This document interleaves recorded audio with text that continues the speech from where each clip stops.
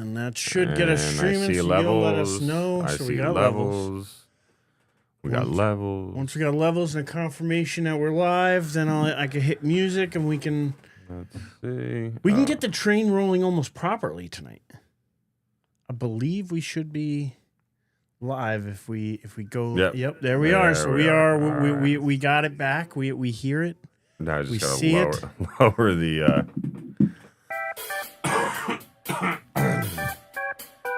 It's good to be back again.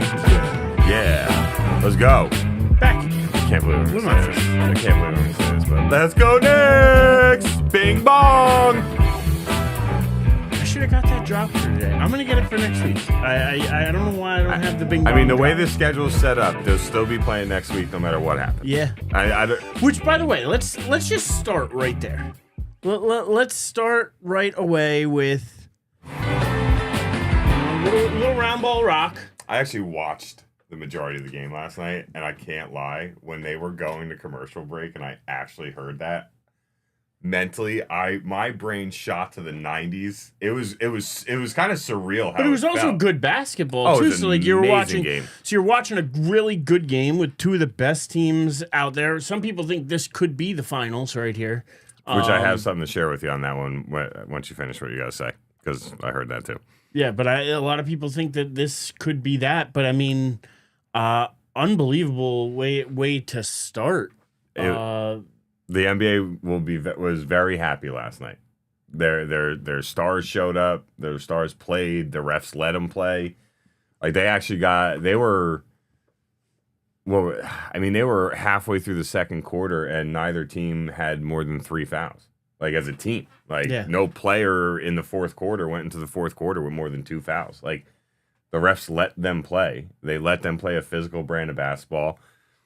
And it was when Wemby pulled up from 28 feet to shoot a 3 and tie the game that basically forced double overtime. I was like, it's not right. Like a 7'4" guy should not be able to dribble the ball up the court and just pull up from 28 feet away and bang a 3 in overtime. Like, I mean, your legs got to be gassed. Like he was over 40 minutes at that point. Like, but you're also 20. So I'm sure, not like me and you running. But I'm gonna say something, and it's something I haven't heard anywhere before, and a comparison I haven't heard anywhere before. But it just kind of hit me like a punch in the face. And do you know what Wemby is? Do you know what Wemby is the equivalent of? I mean, his game reminds me the most of Not basketball. I'm just saying across like sports. Do you know what he reminds me of right now in sports? He reminds me of Cam Scatterbo. He's going to be short-lived, man. Enjoy Wemby while you can. Because his size, his length, his gangliness is not going to hold up over time. It's shown you with big men his size, it doesn't hold up. So to me, what you're looking at is the same thing you're looking at with Scatterbo. Enjoy the 3 or 4 amazing years. That could be absolutely just a ton of fun to watch. But just know that flame is going to burn real bright, but it isn't going to last long. Yeah. It's going to burn out quickly because you just can't run like that. You can't be that as physical as Cam is, or you can't be the size that Wemby is and not break down. It's just inevitable. So the same way I look biological. at Scatterbo right now, it's inevitable, dude. I love you. For the next 4 years, you might be my favorite Giant. But at the same time, I know I'm not getting you past that. Like, we're good after that, bro. Like, I'm sorry, but you're not getting a second contract because you, sir, will have more concussions than Tua. You, sir, will be on the protocol every week, all week. It's not going to end well, unfortunately, other than, dude, get your money, do what you can, make your endorsements while you can. But I say the same to Wemby. Listen, I'm saying this as a basketball fan. I love basketball. Outside of the Knicks, Tim Duncan and the Spurs were my next team. That was who I followed since he came out of Wake Forest. I loved the big fundamental. Yeah, Kobe, I loved his Kobe game. did that for me in the Lakers. Exactly. Some people, that's what it did. Kobe, they follow Kobe. I followed Duncan. I love Duncan's play. I love that. And I heard this. There's nobody that could ever stop Shaq. That's why they came up with things like the Hack-a-Shaq. That's why they came up with, because you can't stop him. But Duncan found ways to kind of contain him at times. You limit. And their balance and their battles back and forth between those Spurs and those Lakers teams back then are some of the best basketball I can remember watching as a kid. And those were the battles that I loved. Like some people, like you said, remember like Kobe versus, or whatever. The Lakers Kings. Those were some of my favorite ones after Jordan retired. Was watching those Lakers teams go up. Remember Vlade Divac and Bibby and Weber and those matchups were great, and they usually went 6-7 games. White chocolate was yeah.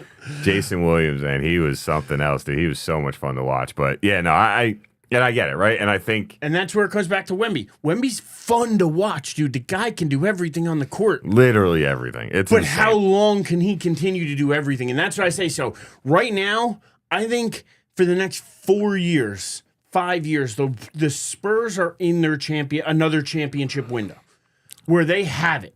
And they got some other really good players, too. Like, people aren't giving them the credit, but they really do. They've drafted well. They've put good pieces around him. It's a good, solid San Antonio team, not led by a Popovich, not led by a Duncan or a Parker and their head coach stayed under Popovich for the last 5 or 6 years of Popovich. Like, he was like, Pop basically was like, you're taking my job. Like the Spurs and their general manager didn't have that. That's my point. Yeah, is he might have taken Pop's job, and listen, people have come in and taken Torrey's job. People have come in and taken, great managers' jobs before, not done the same job.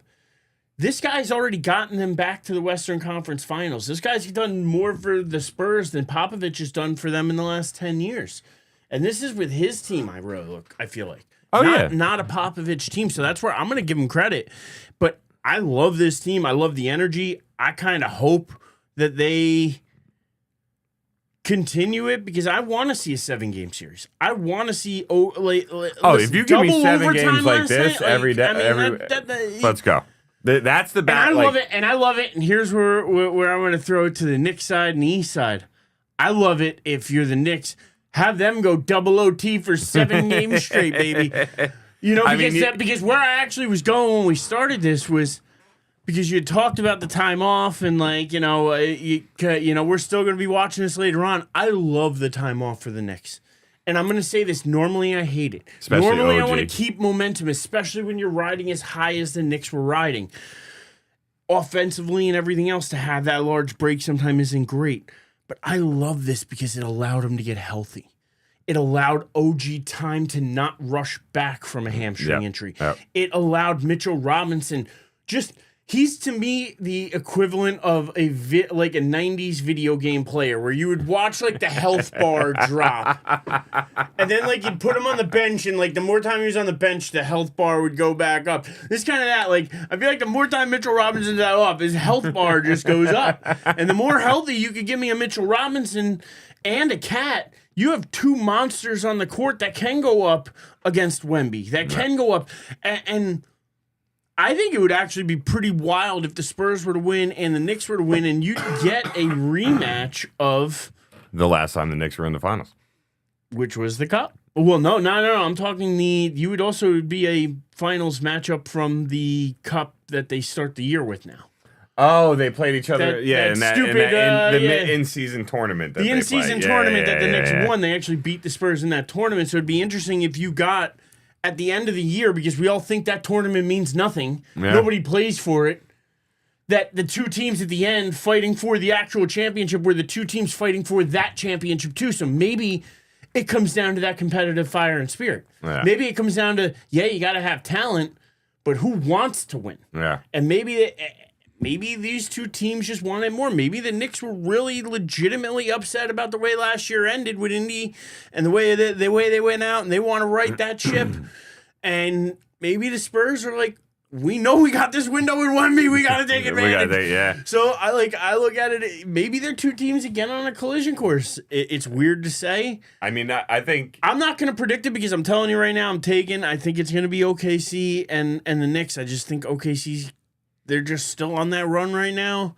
And I don't think they're ready to come off that perch. So that's where I'm at. But I'm going to throw all of this shit that I just said. I'm throwing it to you now. So give me your opinion. Couple thoughts, right? So first and foremost, Vegas loves the Knicks against the Spurs more than the Knicks against OKC. Because with the Spurs win last night, the Knicks' odds to win the NBA Finals came down. Or, I'm sorry, went up.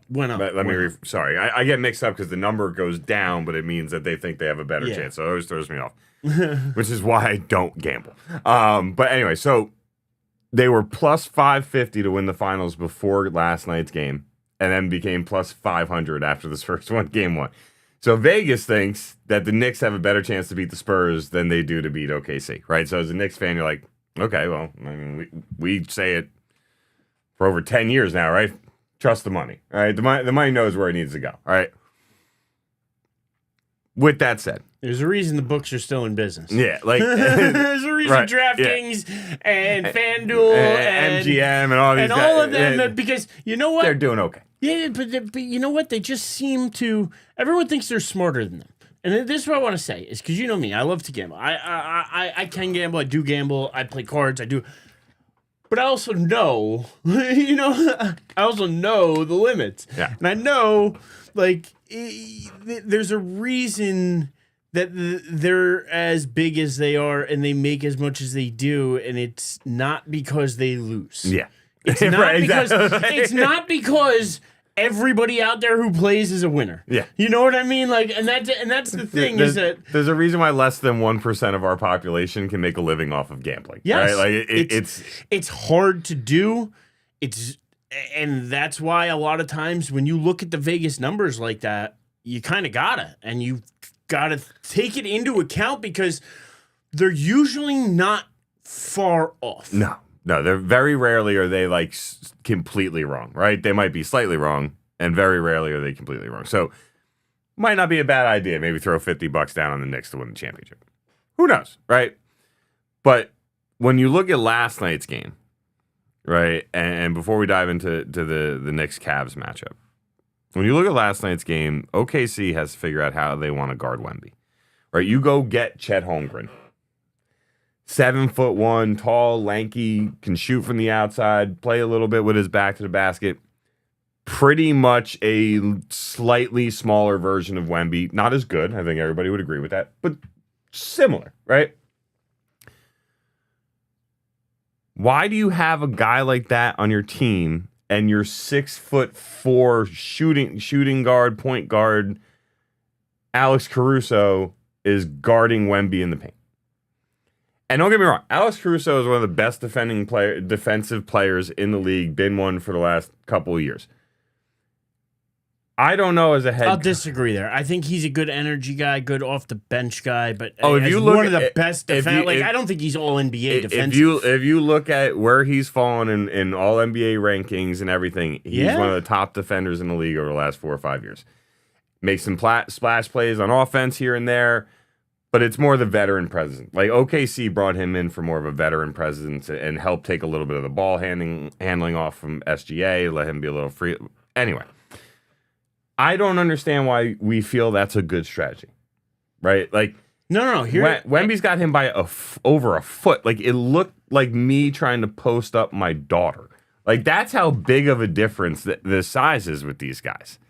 So I don't understand why that's the matchup you go with when you have the opportunity to put yourself in a position to use a guy like a Chet Holmgren to guard the guy that he also played against and helped beat in the under-19 championship, right? Like that's the matchup what I want. I don't understand the fear of putting Holmgren on Wemby. I don't understand it. I really just do not understand it.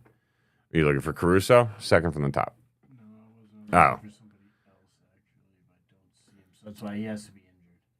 Oh, no, there he is. Chet? No. Hartenstein? Yeah. Your ex-Nick? why is he?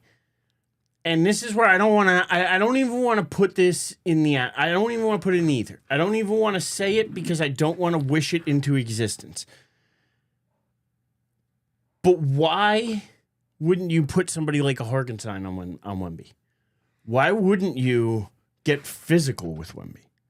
And if he fouls out, he fouls out. You got 6 fouls to play with. Last night, apparently, he used how many? 2. Not enough. Hartenstein had 2. Holmgren had 3. Not enough. No. But why? Like, even if you don't want to get physical with Chet, and you want to say, listen, you want to preserve one lanky body and beat up another. Hartenstein's more physical. Hartenstein's a bigger guy, and maybe he doesn't take Wemby at the 3-point line, but how about anytime inside the 3-point line, he's on him? And why not employ some type of defense that way to kind of neutralize him? Because, again, Wemby's the big piece to that puzzle. If you can neutralize Wemby, you can make San Antonio beatable. A lot more beatable. I have no idea why you would put a 6'4" Alex Caruso on him when you have a 6'10" or 11 or Hartenstein. Almost 7 foot Hartenstein, and Hartenstein's got the build, right? But that's what I mean. Is like put the elbow in that back, man. Show him out. Hey, you want to be in that? Or even if he wants to square up, you're twice as wide as Wemby. Make him go around you. Make him get physical. Make him bully. Make him turn his back to the basket and back you down. Make him get physical. Why are you letting him? And this is the problem I have with any team out there and with their defensive strategy, especially in basketball. When you have somebody and you know Wemby is clearly the best player on their team, if not the best player on the court. Like, yes, SGA won the MVP, but especially last everybody night. Looks at Wemby as a MVP-esque. Oh yeah, he was in the run. Oh yeah, no, I'm not saying that, but I'm just saying like SGA won another, which is fine. That came out already. He's already won. Yeah, he got the trophy before the game. Easily could have been Wemby. Oh yeah, and easily could be Wemby any other year coming up. You've got to neutralize that. So I get not wanting to put Holmgren on him because you don't want to. I get that to an extent. There's zero reason Caruso should be on him. Zero. Caruso played 32 minutes, that's fine. But why is Caruso on a 7'2" Wemby? Yeah. It doesn't make, or whatever Wemby is, he's gigantic. But whatever, I don't care. That at least OG is 6'8". Yeah. At least. I mean, that would be like the Knicks putting Josh Hart on him. Like a 6'4", because I think Hart's 6'4". That'd be like putting Hart on him. Doesn't make sense. No. When you have an OG, when you have a Mitchell Robinson, when you have other players that you could put on him to not even have to put Cat on him. I'm not saying you have to put your best player on him. I'm not saying that at all. But you went out and got Hartenstein for a reason. This is one of them.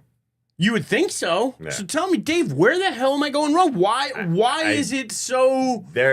What is it? I'm going to be very interested to see the defensive adjustments made by OKC going into the second game, and if some of those adjustments don't involve Chet Holmgren, Hartenstein, like a mix of these guys guarding him, and it's back to Alex. Hartenstein played 12 minutes. That's unacceptable. But. Keep this in mind. He played the least amount of minutes out of the starters, yet he was the only one with a positive plus-minus. Your MVP was a -15. Your MVP shot 7 of 23. Your other star in Jalen Williams goes 11 of 25. And with all of that, you forced double overtime and lost by 7. So to your point earlier, there's still plenty of reason to think OKC wins this series, right? SGA is not going to go 7 of 23 every single night, right? He's not going to put up a -15 in the plus-minus column. Definitely not. Every single night. Jalen Williams isn't going to go 11 of 25. Like, San Antonio played an amazing defensive game last night, gave up 115 with these guys having some of their worst shooting nights of their year, right?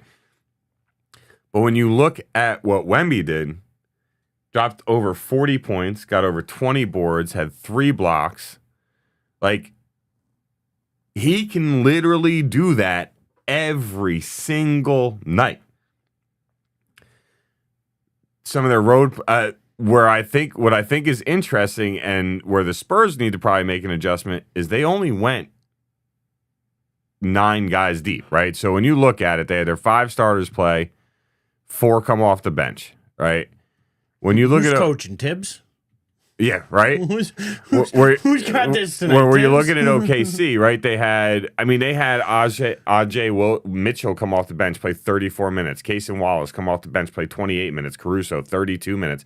They went 1, 2, 3, 4, 5, 6, 7 deep on their bench. So they played 12 players compared to 9 in a 7-game series. Especially if you're going to have multiple overtime games in this series, that 9-man rotation is going to catch up to you. To your point, Tips, right? I genuinely look at this series, think it's going to go 7. I think either team can win it. I'm going to go with the championship experience over the younger San Antonio Spurs. That's where I went to. But I think it goes 7, and I think it really can go either way. But I'm going to give, if I'm going to bet, which I'm not going to, but if I was going to bet, I'm putting my money on OKC. In turn, if the Spurs come out of this series and the Knicks come out of the series against Cleveland, I think the Knicks have probably an amazing chance of winning the finals. Just because, to your point, Karl Anthony Towns, Mitchell Robinson, right? You're able to put these big body guys, rotate in and out if there's some foul trouble. But more importantly, when Towns is out there and Wemby's guarding him, guess where Towns can shoot from? Guess where that brings Wemby? Out. Guess what that opens up? The floor. And with the way he's been playing point forward lately and actually distributing the ball too, you completely throw off the way the Spurs want to play defense. They basically want to have Wemby just stay around the paint. So this way, if the guys get beat, he's your rim protector. Yep. And let the other 4 guys run around and drive everybody nuts. That's how they're trying to play defense. When you can stretch them out. Like if I'm OKC, I'm starting Holmgren at my 5. I am making Wemby have to guard him out to the 3-point line. Right? I am opening up the paint for my mid-range maniac in SGA. Right? Like, that to me is your strategy offensively. Defensively, you just got to rotate the bodies. You cannot have Alex Caruso in the 4th quarter and both overtimes guarding Wemby, trying to guard Wemby on the post. It is the most asinine thing I ever saw. I literally kept watching him by it. A foot. That's what I mean. I literally am watching it happen live, and I'm like, what do you do? Like, if that's your strategy, then the second the ball touches his hands, somebody should come crashing at him so he can't do anything. Like, you can't just say, hey, Alex, you got this. No, but it's like a size difference of like when you were in middle school playing basketball, and then like your teacher or your coach, like playing against them, like that, like it's that kind of size difference. Like it's a foot, like it's not a like, and then you add the actual wingspan difference, like. He doesn't even have to try. Alex Caruso can't do anything to guard against that in the post. It's not like ridiculous. On the outside where he could square up and whatever, maybe get a hand in his face while he's getting a shot up. You're not gonna block it, but maybe get a hand up or whatever. You can get the hand there, yeah. But down in the post, you can't do anything. The one thing they say these things in sports: you can't teach size, you can't teach speed, you can't teach certain things. Certain things you either have or you don't. And in basketball, height is one of those things you cannot teach. How many times as a kid did probably one of the most unathletic kids in your school just get on the basketball team and just stand there in the middle because they were tall and could just stand there in the middle at the time? Like, that's all it took when you were a kid. Like, it was size. It didn't matter how skilled you were. If you were bigger than the other kids, you could do more on the court. That's the way it was. So in the same respect, Alex Caruso doesn't stand a chance, and how Oklahoma City couldn't see that, and how their coaching staff couldn't make any adjustment that blew my mind. either of the overtimes. Blew my mind. To me, says I don't think they're smart enough to make the adjustment. And if they're not, they could be in trouble. Maybe they are. Maybe the team gets together and they make an adjustment themselves. I don't know how it works here. I don't know how much is run by the actual coach anymore or teams. Yeah, or does SGA just step into the team and, all right, guys, this is what we're going to do. And the coach is like, what he said. Right? So really quick, I just want to make sure that we shout out our people in the chat. Our boy Chris joined us. Haven't seen him in there with us for a while. Carl earlier than that. I feel like he could join us earlier. Yeah, sometimes. I think earlier is easier. It's probably before dinner time with the kids. So shout out to Chris. Carl Senior's with us. Timmy's with us, and Carl Jr.'s dad huddle now. No, Tim's. Oh, Tim is okay. Fighting Irish also Tim. So I'm not sure. Okay, so Tim's just bouncing between usernames. Or it could be his co-host. I don't know. Maybe doing the dad podcast. So either way, shout out to the Dad Huddle, Dad Podcast. Make sure you check them out and listen to them. Follow Chris, them. While Timmy, you're doing that, Carl. follow, like, subscribe, share, do all those free fun things for us as well. Yeah. Just wanted to shout them out real quick. Absolutely, we appreciate anybody and everybody. What is listening. very nice, right? I wish, right, as a Bulls fan, I could be sitting here and talking with you about a Bulls-Knicks series, right? Because then the passion and the emotion between the two of us, like, I wish me and you did this stuff in the 90s, right? I mean, we were a little too young to even probably put our thoughts together properly and not sound like complete and utter morons. But when you look at this Knicks series, right? All I'm going to say is this. James Harden is on the Cavs. The one thing James Harden has consistently done throughout his entire career is find a way to no-show in the biggest games, in the biggest moments of the playoffs. He did it in Game 7, too. He had a bad Game 7. Spider carried him. Donovan Mitchell carried them to get to that win.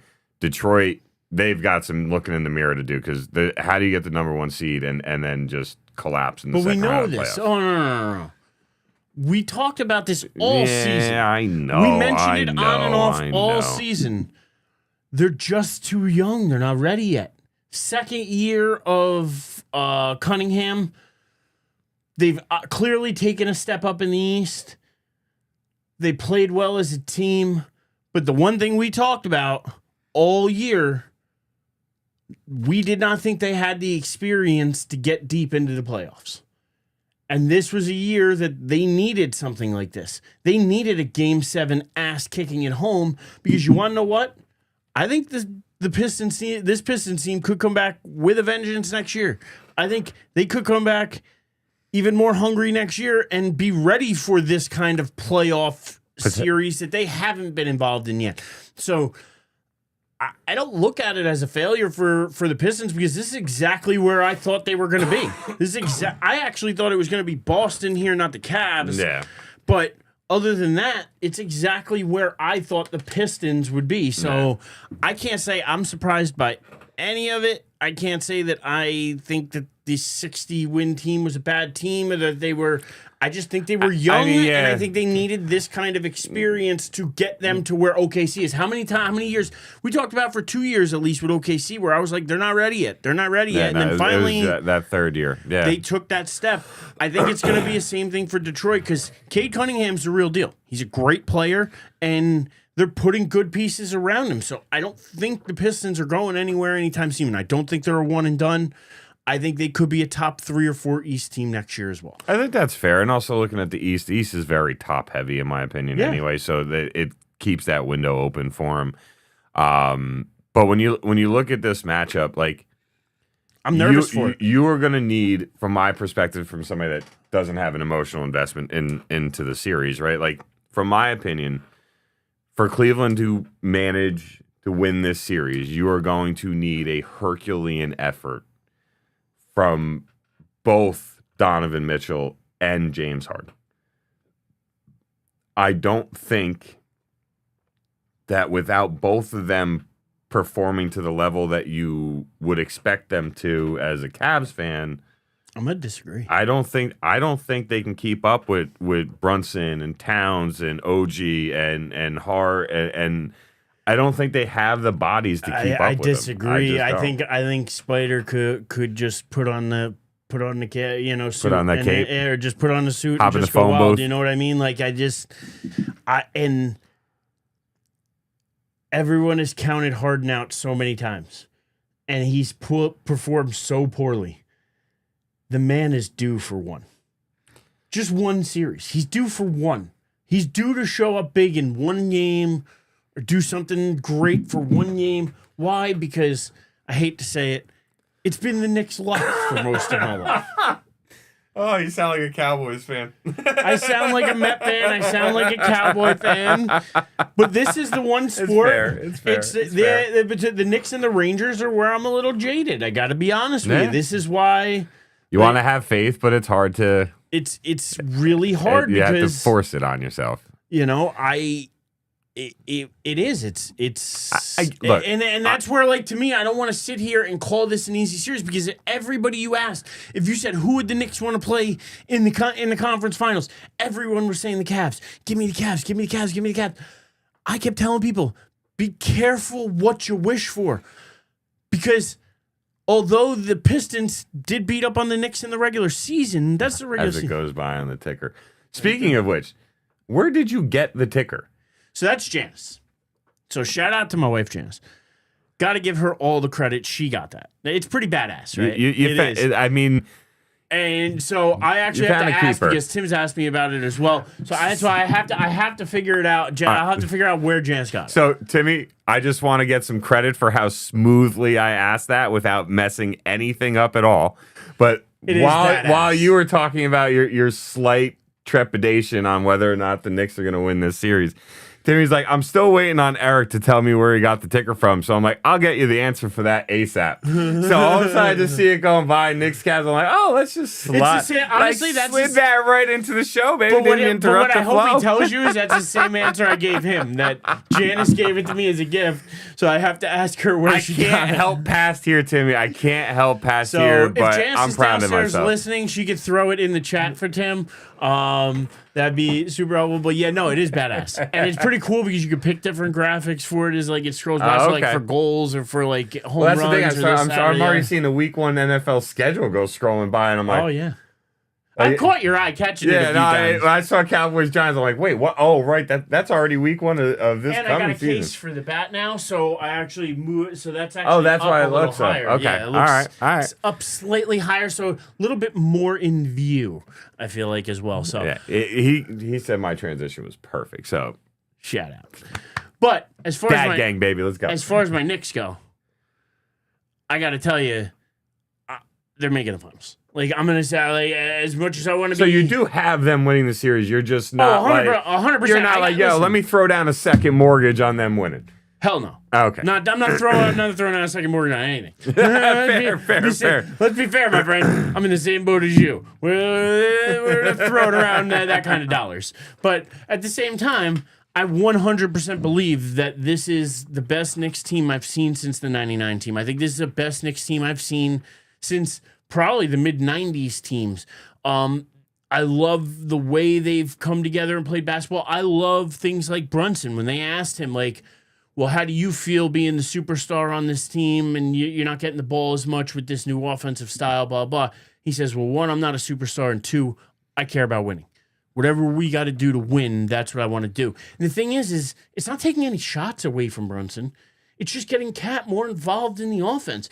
And everybody seems better with it. Everybody's been beneficial. So to me, I love this Knicks team right now because they're finally gelling. That's what it took all year for this team to do, was gel. Yeah. Like, and again, you had a new coach come in. It was Cat's first full year. And it's crazy to think that 2-1 deficit to Atlanta might have been the best thing that happened to them. Because it forced change. It forced change. But the thing is, they were all willing to change. That's what I mean. It brought them together instead of them going at each other. Oh, well, you're not passing. You're not doing it. Like, it brought them together. And look, even with OG going down for a couple games, they still didn't miss a beat. I told you this when they hired Mike Brown. That was a good hire. It's a good hire. He's a good coach. Is he your coach for the next 20 years? No. He's probably going to help you get to the finals. You know? Probably maybe win the finals, and then he's gonna, like, he's one of those coaches that you've seen it throughout his career. Like, he gets teams to the next level, right? Sometimes that next level is just going from 500 to a playoff team, right? Or from a playoff team to a team that can win a series or two. But, like, he can elevate them to that next level. But at some point, I feel like, and this is just me kind of throwing words out there, so this is not something I read or heard or anything. I just feel like he's one of those coaches that after a 2 or 3 years, the other teams are like, this is exactly how he's going to use his players. This is how we stop it. And he hits a wall. And he doesn't know how, kind of like Tibbs, right? Tibbs, these are who I trust. This is who's going to play. We're going to get as far as we're going to get based off of these guys. And he could get you far, but not where you wanted to get to, right? And I think it's the same thing. The difference was instead of coaches figuring him out, it was players' bodies just wearing the hell out, right? Mike Brown is going to be a very good coach for the Knicks this year, next year, probably the year after that. But at some point, I think he's going to hit that same wall that he pretty much has hit everywhere. But the thing is, if he brings a title to New York, they'll change the name of Times Square to Mike Brown Square. Are you kidding me? No, it's going to be Jalen Brunson. But you know what I'm saying? Like, that's how big of a deal that's going to be. If they win a title, Jalen Brunson will go down as the greatest Knick probably ever. And Mike Brown will never have to pay for a meal in New York City again. Ever. So, I mean, probably Northern Jersey. Well, I'm just saying, like, anywhere in the tri-state, like, Knick area, if there's a Knick fan owning that place, you're probably not paying. And it could be that powerful. The Knicks haven't won a title since 73. Gotten there twice. I've seen the Knicks go to 3 finals in my life. 99, 94, or 93, or 94, 95. You know, I like those are that's my time. That's what you got. Other than that, I got nothing.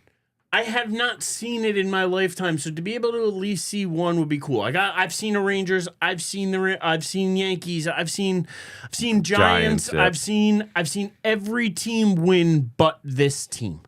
This is my albatross. This is my white whale. This is the one that I haven't seen that, to be honest, I really do want to see. Like, I get personally, it. I get it's the one sports thing I haven't been able to check off. Even my basketball, even my other sports. You know, Bama's won multiple national championships. You know, lots of other sports. I've seen. It's the one thing I haven't seen. It's the one championship I haven't been able to enjoy. Oh, I get it. And I want to enjoy it, my friend. You know, I want to enjoy it.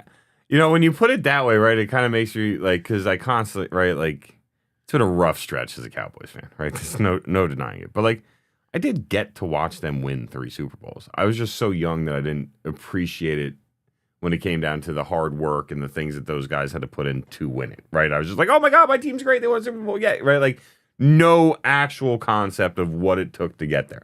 Didn't watch every game every week to lead up to that Super Bowl, right? Like, so like, as a Cowboys fan, that's why it's more of a like, oh my God, I really want this, right? Because I'd love to be able to watch it and see it and realize and appreciate the work that went in to get there, right? As a Bulls fan, I watched 6 of them. The back 3, or the second three-peat, I was old enough to know exactly what the hell was going on, right? I watched every Bulls game on Christmas. I watched the Bulls games whenever they were local. I watched every Bulls game in the playoffs. I mean, we're going back in the day when the first round was 5 games. You know what I mean? Like, I watched all of them, right? So, Bulls, easier pill to swallow. Yes, it's been a really freaking long time since they won, but I was, 12, 13 years old when they won their last one. I was old enough to understand what was going on. I also played the game, so I understood what was happening, so I could really appreciate it. The Devils, I've gotten to watch a couple, right? The Mets, I don't care enough about the Mets that I'm going to get frustrated that I haven't seen them win a World Series. Yeah. Like, I really just don't care. Like, if they won a World Series, I'm not going to the parade. You know what I mean? Like, I'd be like, hey, go Mets. Like, congratulations. And that'd be about the celebration I gave the Mets for winning a World Series.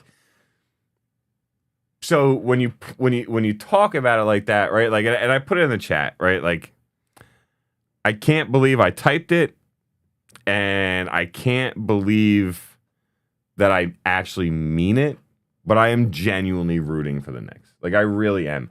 And to know how much my dad would love to have seen that, right? Like, yeah, he saw the one in 70, whatever. 73, but yeah. I mean, he was, my dad was maybe 20 years old, maybe like late teens. Like, been a long time. So it's been a long effing time. You know what I mean? Like, he lived an entire life, got married, had a kid, job, retired, passed away. Like, he lived a whole freaking life. And now he's been gone for, holy shit, 11 years, 12 years, right? Like, and they still haven't won one. Yeah. So, like, when you talk about it like that, right? Like, I get that, right? Because seeing your team get there and lose, it sucks. But the first time you see that, you're like, hey, I still got to see my team play for it, right? Yeah. Then they get there again a couple years later and they lose. You're like, oh, that sucks. What the fuck? And then they get there the second year back to back. You're like, we've got to win it this year. We lost last year. We lost 5 years ago. This is the year. And then it was like, that shit hurts, man. If you're truly invested in your team, that hurts. So I genuinely mean it. I'm putting it in the world, right? It's recorded. I wrote it down.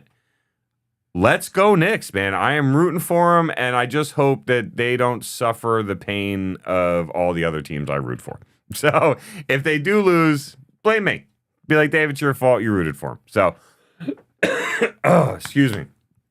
But yeah, I mean, it's going to be fun. Game tips off at 8:03 or something like that, right? So, but thankfully it's an East Coast game, right? So it'll be done by maybe 10:30, 11, and not, I mean, last night by the time I got in bed, I went in bed and watched the rest of the game. And when they went up 6 with a minute left, I'm like, okay, I can go to sleep now. And by that point, it was like 11:45. I'm like, oh my God, these West Coast games kill me. So, but anyway,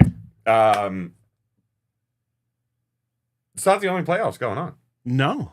And that's going to transition us to NHL action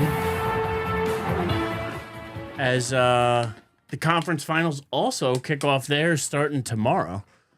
Got Avalanche at Golden Knights, so one versus one. You got 2 1 seeds there, and then you got no. Remember, we messed this up. I think the Avalanche are home. They get home. Yeah. Ice advantage, but I think and Carolina. See, they throw me off with how they're listing this stuff, but I think Carolina is home and Carolina's definitely home. Yeah, I think those are your 2 home teams. Yeah. But either way, did you see how Montreal won last night? Tell me about it. Hit us with it. So I was bouncing back and forth between the Spurs OKC game and the Canadiens Sabres game. And the Canadian Sabres game is in overtime while there's still like 8 minutes left in the fourth quarter of OKC. So I'm like, I'll get to you, basketball. We're going to go hockey. And I'm watching the game, and you could just tell, right? It's the first overtime, game 7. We all know, right? Hockey's just that game. Like, and it's the one thing I will give baseball, right, is when you get to the playoffs and you're in a game 7 and it's bottom of the 9th and you realize one swing of the bat can end the game. This is really the only time where baseball can get me to sit on the edge of my seat. We know at hockey, same idea. One shot, it's over, right? And you're watching the first 2-3 minutes of the first overtime and you are just waiting. That's probably the best way I can describe it, because you can just tell they're both teams are trying to be a little bit smarter with the puck, a little more cautious, but not too cautious. And you're just like, you're waiting for somebody to take that chance. Go after it. And all of a sudden, it was like a flick switched in the arena. Like, it wasn't just one team. All of a sudden, the 2 of them just started going back and forth up the ice. No icing calls, because they're just, it got so intense. And the announcer literally says it. And I'm not going to say this perfectly word for word, but he basically is like, you can feel it. A goal's coming. You can just feel it. I don't know who's going to score the goal, but you can feel it. And you could literally tell one of these shots were going to get by. And Buffalo had possession in the offensive zone. And I couldn't tell you the players' names, right? But the Montreal knocks it loose, and The Buffalo player thinks it's going to go past the blue line, so they start retreating to avoid an offside. And Montreal takes it, passes it up on the one side. He's going. Guy goes skate. You see like two other guys coming down. Another guy, he drops it off to the last guy trailing. And one of the other guys, the last guy that after the last guy trailing, comes flying past the man with the puck, but doesn't set a screen. Like, he just goes flying past him, and the guy with the puck whips it by him. Game. Come to find out, it's the same guy that scored the Game 7 game winner in the first round. Only the second player in NHL history to have 2 series-clinching goals in overtime in one playoffs. For those of you that don't know, the NHL's been around for, 100-something years now? So to be one of only 2, that's insane. And it also lets you know how unlikely that scenario is to have happen. Oh, yeah. So if I'm the Hurricanes, right, to bring it to the games that are coming, right? If I'm the Hurricanes, I got to be honest, we need to put them away, and we need to put them away early. I don't want to go to a Game 7 with Montreal. Strictly based on the fact that to get 2 Game 7 winning goals in overtime of your first 2 series, you can't tell me Montreal isn't somewhere in the back of their head like this. There's something special about us. Yeah, but at the same time, this is where, even more for the Hurricanes, you want to stomp them early and often because you failed at this juncture. How many years in a row have we talked now? 8? Is it 8 years in a row? This is their 8th year in a row of making the playoffs with their head coach and winning a minimum of 1 playoff series. You got to get over the hump. And you don't do that by dragging series out. Oh, no. So I agree with you, but I agree with you for a different reason. I agree they have to stomp the Canadians out, but not because they don't want to get to a Game 7, more because they just need to get over this damn hurdle and get there. They haven't been able to do it, and if they're not able to do it now, we've talked, it might be coaching change. As much as you don't want to do that, you got to do something. You don't have a choice. Because otherwise you're just... It's almost like they're the Yankees without the mantra. Well, like the Yankees mantra is, World Series or bust every year, and every year we win 95 or so games and we're in the playoffs and it's great, but if we don't win the World Series, it still feels like a failure. I feel like the Hurricanes are almost getting to that level of, great, we get here every year, but we don't do anything with it. And if we're not going to win, then what's the purpose? Another great year making it to the playoffs. Woo! Woo! Remember that second round knockout of 2026? Yeah. Woo! No, nobody remembers that stuff. Nobody's going to. People remember the titles. And Yankee fans, remember the titles. Mm-hmm. You get to a point where something's got to give. Well, again, right? We've kind of it's kind of similar to some of the things we've touched on, especially in the basketball world, right? Tibbs had his wall, right? Ownership realized, general manager realized, we need a new voice if we're going to get through that wall, right? Mm-hmm. Mike Brown is 4 wins away from getting through that wall, right? We go back to the Warriors of 10, 15 years ago, right? Mark Jackson kept getting them, but he couldn't get through the wall. Steve Kerr comes in, gets through the wall, right? So I agree, right? 8 years in a row of making the playoffs, 8 years in a row of winning a playoff series. As a fan base, you're enjoying it, but at some point, you're like, all right, well, making the playoffs is not enough, right? But then you also got to think, too, grass ain't always greener on the other side, right? So if you mess up that coaching hire, if you're going to move on, you can't mess it up because your fans have a level of expectation with the roster you have, and they have a pretty good core of players that aren't in their mid to late 30s. They have a nice core of mid 20, late 20-year-olds that they can keep together for a couple more years. So what do we got to do, right? Do we make that move? I think both series are going to be really good. Vegas is just, they're one of those franchises. I mean, they entered the league like, 10, 15 years ago, and been good since they've literally been good since they've entered. It's crazy, right? Like, so I look at, I think that both series will be good, but I think we're set up for a collision course. And I am praying we get it. I am praying we get it. I think the NHL will benefit from it. You know, it's funny. I actually last night, I had to go downstairs for a little bit. So I purposely went into the living room and I put the hockey game on my cable television because I just wanted the NHL to get ratings. Because I can't watch it while I'm downstairs. I don't have a cable box down there. I have the ESPN app. It is like the worst streaming app in the freaking world. So it wasn't an option to stream it because I just would have watched the guys skip across my TV screen for, the hour I was downstairs.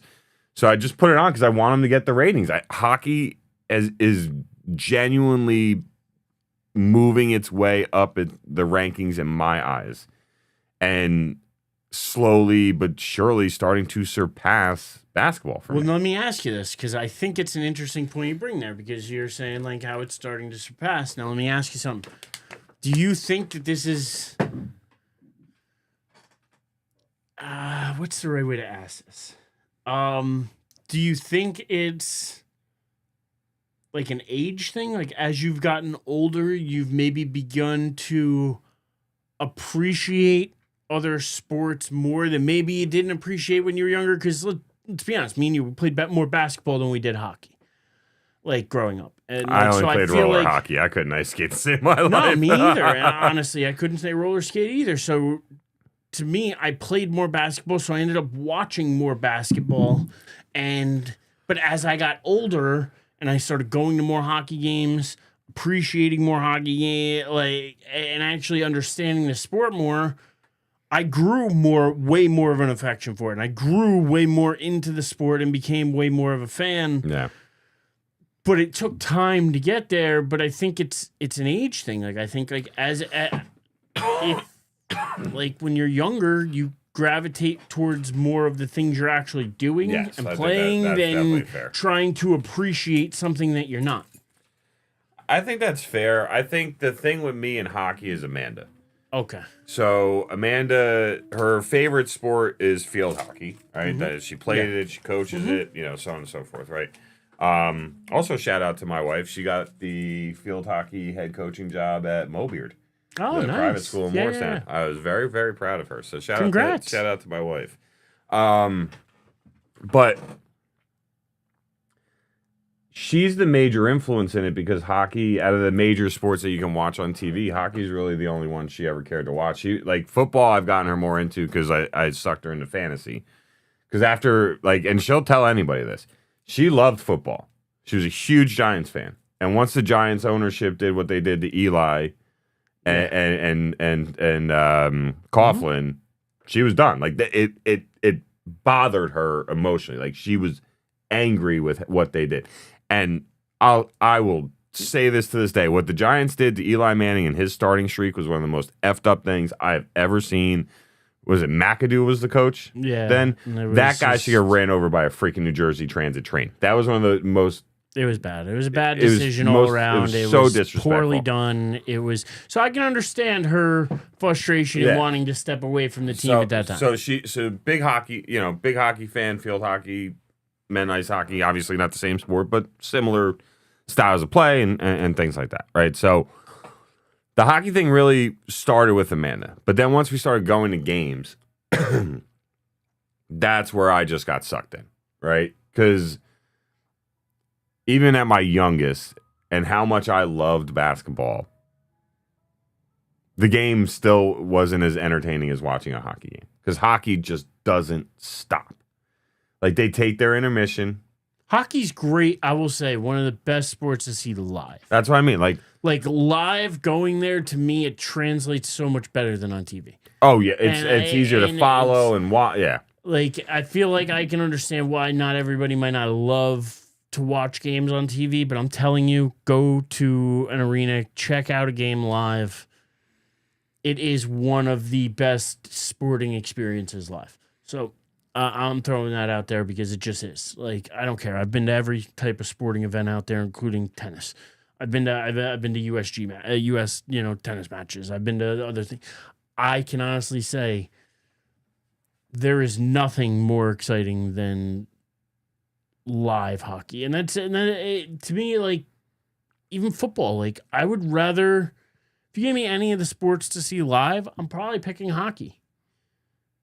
And it's just a fact. So, yeah, no, I get that. I get that love and passion could come out of going to games. And like I said, I just think it's more of like an age thing, too. You've gotten to a point where you can appreciate it. You can watch it. You can understand it more. I feel like we have more patience now a little bit as we've gotten older. I agree. Like, to learn things like that. And I agree. And, like to me, I think football is 1,000 times more fun to watch at home than it is, or at a bar, than it is to watch live. 100%. I think it's the worst sport to see live. It is so bad. Like, when you think about all those commercial breaks, right? So when we're watching at home, especially the 1 o'clock slate, and you got Red Zone, commercials don't even exist in your life. Don't exist. But if you're 7 hours of commercial, but even when you're watching a primetime game and you got to sit there through the 2 minutes or whatever it is of commercials, until you go to an NFL game, you don't realize that during that time, you're sitting in your seat and the players are just standing on the field talking to each other. Like, they're not strategizing. They're not, like, nothing is happening. Nothing. Literally, even on the scoreboards, there's nothing happening. Like, and don't get me wrong, a football game, I was at the Monday night game that was on 9/11. Aaron Rodgers, remember, ran out with the flag and then blew his leg 4 plays later. I'm at that game. I'm rooting for the Jets because I'll root for the Jets over rooting for the Bills. Goes to overtime. Jets went off on a walk-off punt return touchdown. The atmosphere was amazing. The energy was amazing. The game was amazing. Like, don't get me wrong. Overall grand scheme, right? Experience was great. But when you actually break it down, there's a lot of time and just playing on your phone. Well, that's it. And I feel like you go to a game on a Sunday. So, like, you went prime time, whatever. That's the only game on. Like, that's the only thing you can watch even if you're at home. You go on a Sunday at 1 o'clock when all the other games are going on. And you're sitting there, and in between plays, you're scrolling through your phone to try to get updates. But meanwhile, everybody in the stadium's doing the same thing, so that everybody's reception sucks. You're not getting updates quick enough. Like, you're looking at it, trying to follow your fantasy teams. Who's doing this? Who's doing that? Next thing you know, you miss one of the plays. Now you got to wait 2 minutes for another play. Yeah. It's just one of those things where they've made the home experience for something like football better. Well, and that's what I think the problem is. They made it better They made it better. Like, it wasn't probably always better. Going to the stadium isn't an event anymore. No, it's actually a hassle. It's a pain in the ass.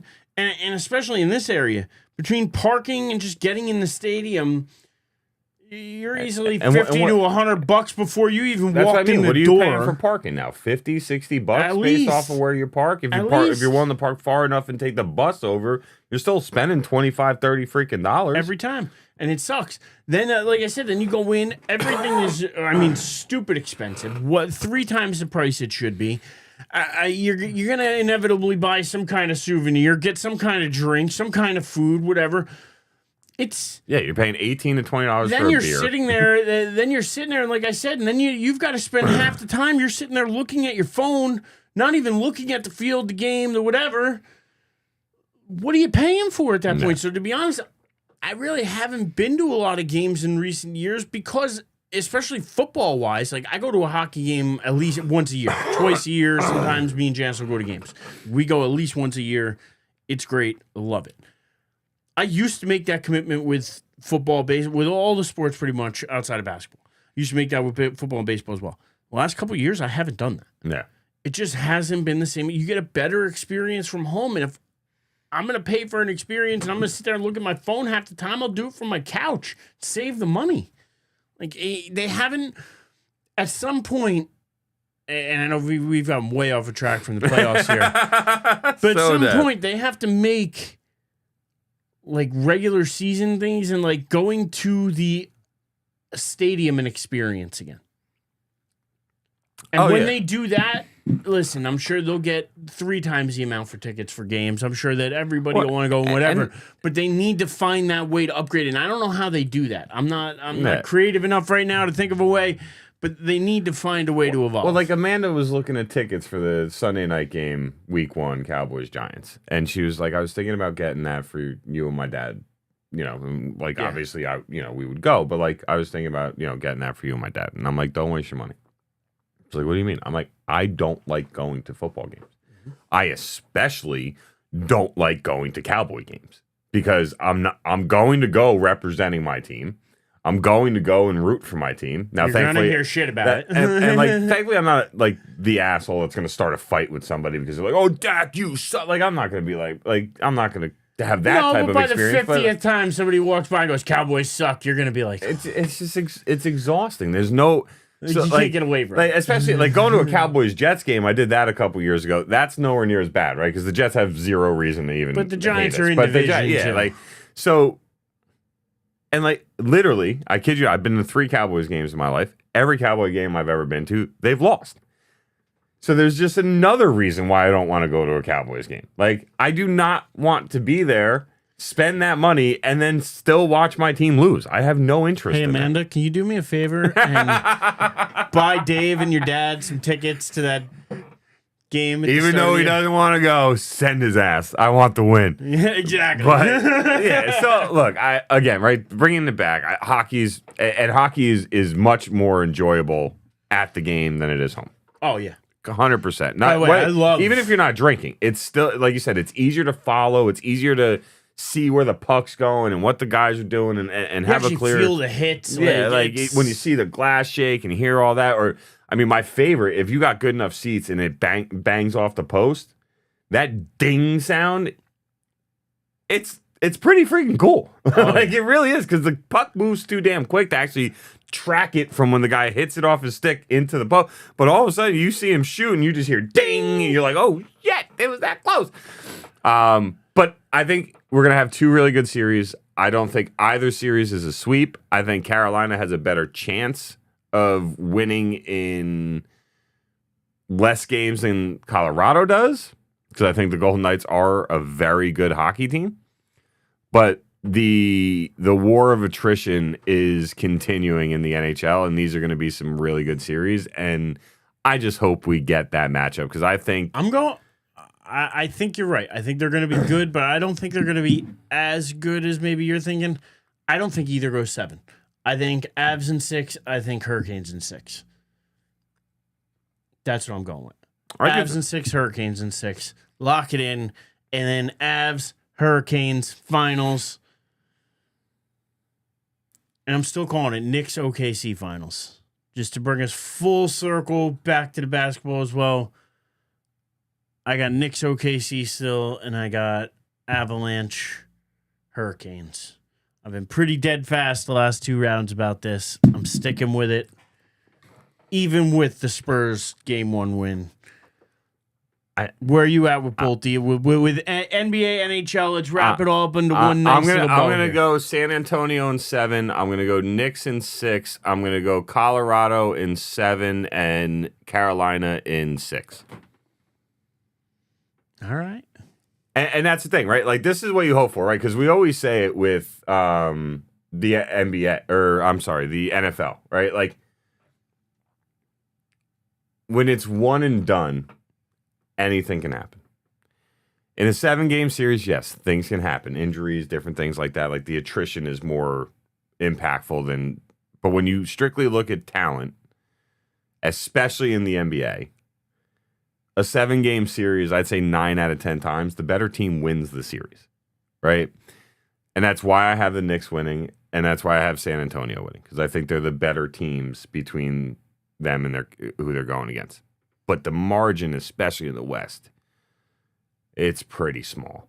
I understand that the Knicks were the 3 and Cleveland was the 4, so like we're not really too far off there. But I just think from what I've watched, Cleveland needs Herculean efforts from 2 different guys where the Knicks have multiple ways to beat you. It doesn't have to be Brunson. It doesn't have to be Cat. there are other guys that can make plays for them down the stretch in those tight moments. And that to me, Mikal Bridges played a lot better lately too. So like that's what I'm saying, right? Like when you look at the Knicks, there's other guys that can step up if Cleveland has a strategy to shut down Brunson and shut down Towns. There's other guys to step up. If you shut down Mitchell and you shut down Harden, especially Mitchell, Cleveland doesn't have as many avenues to go. I agree. So that's why I think the Knicks in 6. But I think San Antonio has enough firepower to push OKC to the brink, and that's why I'll say OKC in 7. Kind of to our earlier point, the experience. San Antonio's got to get some bumps and bruises on them and realize what playoff basketball is. I'm going to agree with you on that point. 100%. Oh, you love the bumps and bruises. Throw them elbows. Baby. Well, I'm just saying you've got to gain that experience. You've got to go through some tough times to know how to win in the big moments. You've got to have a little bit of that. You know, even for like the Yankees, they had to get beat in 95 by the Mariners to be able to propel them to what they were able to do in 96 and beyond. Like you have to be able to get through those tough moments to get to, you know, the great moments. And I think this is a year where, much like I've said it about the Pistons, that I think the Pistons are a little young. I think this is a growing year for Wemby. I do. I don't think this is like when Duncan came in, because he stepped in and had David Robinson there. They were the Twin Towers. They had, and Robinson they were a little bit established already in 99. Like, you know, so it's a different team with Wemby and a different team with the Spurs team. So I just think they're a year away. Such a lucky break. You realize, like, obviously not for David Robinson, right? David Robinson gets injured. There's certain San Antonio's teams, but I so wonder bad. how much luck it is, or if certain teams just have something. And I say that because I know what you're going to say. To go from David Robinson to Tim Duncan to Wemby. To be out, but no, I just mean to have Robinson get hurt in 98. Yeah. So that the Spurs have a chance to get the number 1 pick. Then they win the number 1 pick. Duncan was the clear-cut number 1 pick in that draft. Oh, yeah, I know. I get it. No, I remember him coming out of Wake Forest. The same thing for Wemby. But I want to tie it to a football team. Just tie all these sports together, because same thing to me. When you look at the Packers step in quarterback shit every time. Every time. Whether it's Bart Starr, whether it's Brett Favre, whether it's Aaron Rodgers, whether it's Jordan, they just step in it. I mean, they did have to trade for Favre, but Atlanta took him and basically were like, sure, you can have him. Like, it's not like they gave up the farm. But not at all. It was one of those things where, like, they've just stepped in. Every time they've had a guy and a guy in mind, like, they hit on it. And it's the same with San Antonio, but again, another small market team, because I look at it, in Green Bay isn't in New York, isn't in LA, but yet somehow their history is what makes them a big name. Somehow those small markets still get that big star that allows them to thrive. Yeah. And that to me is where I'm like, is it the team, or is it are they just that lucky? And I almost think there might be something ingrained in these sports that if they take on a market that small, maybe there's something in there that, like, all right, we're going to make sure that at least you guys are taken care of. One way, shape, or form, like, we're going to make sure that, like, you guys aren't the laughing stock and we're just not here pooping on your tiny town. Yeah, no free agents want to go there. You know, the big star draws the free agents so they come play. That's where, I gotta think, like, is there something else behind? Do I got to put the tinfoil hat? Do I have to pull it out? No, because I think to your point, right, like, it's kind of a crappy metaphor, but it's the first one that came to my head. Think of the Powder Puff Girls, right? A little bit of nice, a little bit of sweet. Like, a couple little ingredients get thrown in there and you get what you're looking for. Maybe that's all it is. It's a little bit of luck. It's a little bit of this. It's a little bit of that. And you end up with the break you end up with. I mean, I don't know. I really don't know. Because, I mean, as a Bulls fan, right, you have Jordan. You have this amazing stretch of, you know, a decade pretty much of just dominance in the NBA. And then you got to wait, Jesus Christ, 10 years, 12 years after he's said and done before you stumble into Derrick Rose. And then you get Rose and you have these couple great years, but you got LeBron in your way, so you're not getting past LeBron's, you know, Heat or Cavs. So now you're stuck there, and then Rose gets hurt and Rose is out. They tear the whole team apart, and now here we are another 10 years later, still waiting for them to be a respectable franchise. They got the number 4 pick this year. My boy asked me earlier today, are you excited about it? I'm like, I don't trust the ownership. I don't trust their managers. I don't trust any of it. He's like, well, they hired some really good people. He's a real big, shout out to my boy Bale. The guy who officiated the wedding, my boy Mike, okay? So big basketball guy, like really into basketball. And he's like, nah, they hired this guy for director of scouting and this, that, and the other. They hired this guy, blah, blah, blah. And I'm like, what's the name of the owner? He's like, Jerry Reinsdorf. I'm like, do you think I trust anybody named Jerry to do something good with my team? He's like, oh, yeah, you and the Jerrys. I'm like, I hate Jerry. And if there's anybody listening to the show named Jerry, I probably don't like you either. That is my father-in-law, so... All right. I take that part back. He's Jerry with a G, though. Oh, no. I'm talking Jerry's with J's. Jerry, because he's Jerry with a G. Yeah, then he's good. It's the Jerry with the J's. Jerry Reinsdorf, Jerry Jones, the J's. The Jerry's with the J's. Careful, though, because my wife is Janice, so it's J. But it's not Jerry. All right. And it doesn't even rhyme with Jerry. It doesn't. So we're good. All right. We're good. And I like Janice more than I like you anyway, so I definitely... That being said, I feel like Janice might have dinner ready for me. Oh, that's awesome. Because I'm looking forward to a nice little... Fife got in here with us. Shout out. He missed some of our hockey talk, but love seeing him in here. He went, remove that Hughes jersey from your wall, Ranger fan. Shout out to Fife. Listen, he's an American hero, my friend. I love you, but he's an American treasure, an American hero. He belongs on every wall. Every wall on anybody in America. So I will die on that hill. I will die on that hill. Don't care who you're a fan of. He's an American hero. We're being asked what's for dinner. Do we know? I believe chicken. Not sure. To be honest, I'm not 100% sure, but I believe chicken. Nothing wrong with a nice surprise dinner. Yeah. And you married a woman, so you got to trust her cooking. So you're good there. I'm good there. Yeah. Shout out to Fife, by the way. I'll be seeing him in a couple weeks for Bobby's birthday. So looking forward to that. And yeah, if he's got any, by the way, if he's got any quick hockey thing he wants to throw in the chat on the Avalanche Golden Knights or on the Canadiens or just his predictions, if he's in there and he wants to give us his predictions, I would gladly take them. I've called Avalanche in 6 and Hurricanes in 6. I believe you said Hurricanes in 7 and Avalanche in 6 is what you said. I got Or did you have Avalanche in 7, Hurricanes in 6? I forget. I know I had them both in 6. I have Avalanche in 7, Hurricanes in 6. And then I got Knicks in 6 and OKC in 7. Well, for the purposes of Fife joining us, I would like to see what he's got hockey-wise. I'd like to, if he could throw it in there quick, just give us his quick who he thinks is going to win. He said he picked Canes to start the season, and he's rolling with it. He thinks it's their year. He's got to go, though. The kids are acting nuts. But good, Fife, we appreciate you hopping in. Appreciate him stopping by. Appreciate everybody stopping by. Yes, appreciate everybody. Chris. Appreciate Tim. Appreciate Carl Sr. Appreciate the Dad Huddle podcast. Go check them out as well. Appreciate Fife, Janice, Amanda, Marissa, anybody and everybody out there listening. We love you and appreciate you more than you know. Hit that like, subscribe, follow buttons for us. Do all those free fun things because it just helps us grow a little bit. And to be honest, that's all we care about. We're just here having fun, talking sports, and we hope you're out there having fun with us too. So until next week, I mean, you can find us at Champscast on YouTube. You can find us at Champscast on TikTok, on Facebook, on Instagram, on just about every platform out there. That's Champscast with a Z, throwing it back to that Sports Zone heritage. And until next time, you can follow me at The Living Legend on X. Where can they follow you, my friend? So you got David Hastings 23 on X, formerly known as Twitter, D Hastings 23 on that Instagram.